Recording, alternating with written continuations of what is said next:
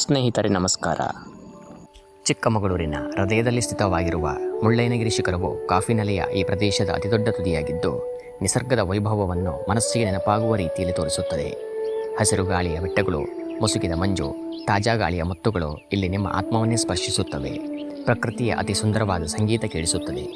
ಇದು ಕೇವಲ ಬೆಟ್ಟವಲ್ಲ, ಇದು ಮನಸ್ಸಿಗೆ ಸಾಂತ್ವನ ನೀಡುವ ತಾಣ.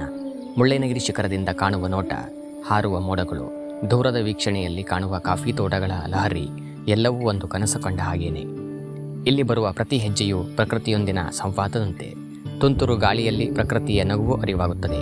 ಇಲ್ಲಿನ ನಿಶಬ್ದತೆಯ ಮಧ್ಯೆ ನಾವು ನಮ್ಮನ್ನೇ ಮರೆಯುತ್ತೇವೆ, ನಿಸರ್ಗದಲ್ಲಿ ತಾವಾಗುತ್ತೇವೆ. ಮೇಘಗಳ ನಡುವೆ ತೇಲುವ ಈ ಶಿಖರ ಫೋಟೋಗೆ ಮಾತ್ರವಲ್ಲ, ಆತ್ಮಕ್ಕೆ ಸಾಕ್ಷಿಯಾಗಿದೆ.